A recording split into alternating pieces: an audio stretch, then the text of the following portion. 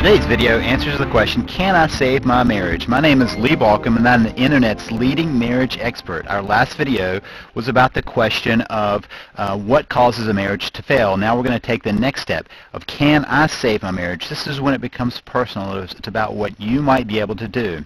Now I want you to know that this is a very tough question, and let me tell you why it's a tough question.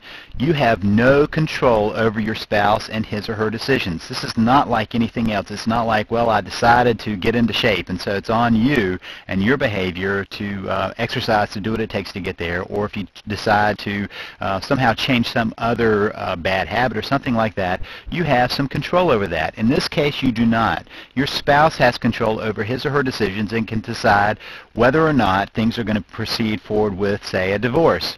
You can, however, choose who you will be and how you will act, and I can tell you that that may save your marriage. So first of all, I want to make an important disclaimer. That disclaimer is this. Abuse, in my mind, is a showstopper. I said this briefly before, and let me be more clear about it. In my mind, an abusive relationship is not one that you should work on saving.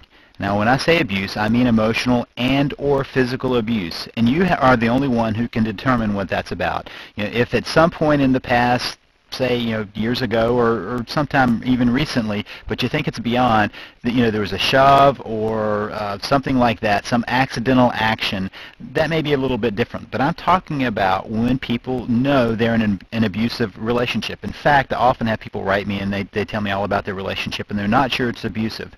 What I recognize is they know it's abusive. They just don't want to admit it. So you're going to have to be the judge of whether you're in an emotional or physically abusive relationship.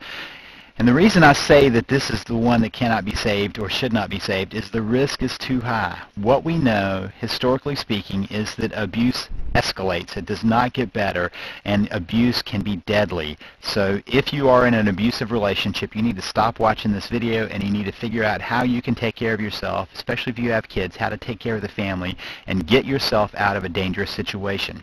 That said, and I'm assuming everybody who's now continuing to watch is not in an abusive relationship, many marriages can be saved. I say that because I have been a part of saving marriage after marriage after marriage. Thousands of marriages, tens of thousands of marriages I've had a chance to impact through my work. Many marriages that other people have thought could not be saved can be saved.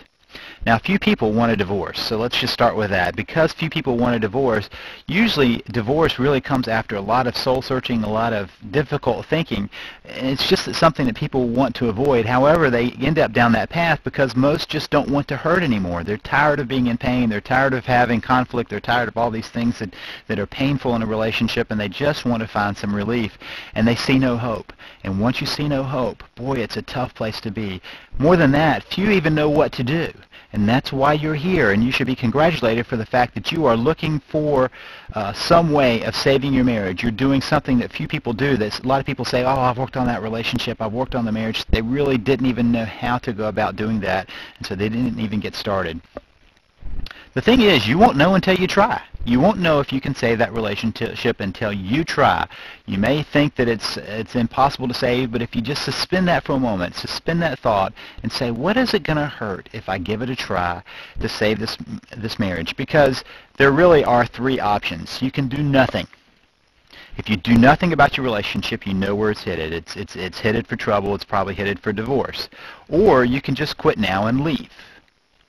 A third option, though, is not just to live with it, but to try to fix it, to find some way of having a relationship that you would treasure and love. Now, the real question is, am I willing to try? That's the one you've got to answer for yourself. Am I even willing to try? It's not, can it be saved? That's not a helpful question. Am I willing to try to save it? That's a very important question, because the worst that happens is that the relationship ends, and guess what?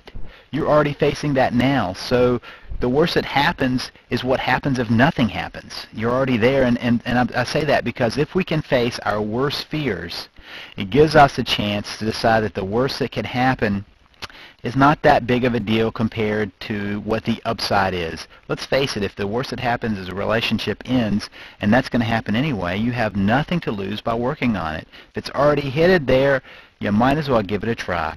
The best that happens is that you create the relationship that you want.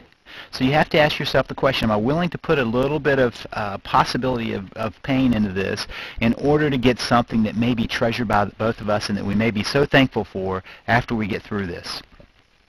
And the big thing is, if you try to save your marriage and it doesn't work, you will know that you did everything you could. You can look at yourself in the mirror and say, I did everything I could. There was nothing more that could be done.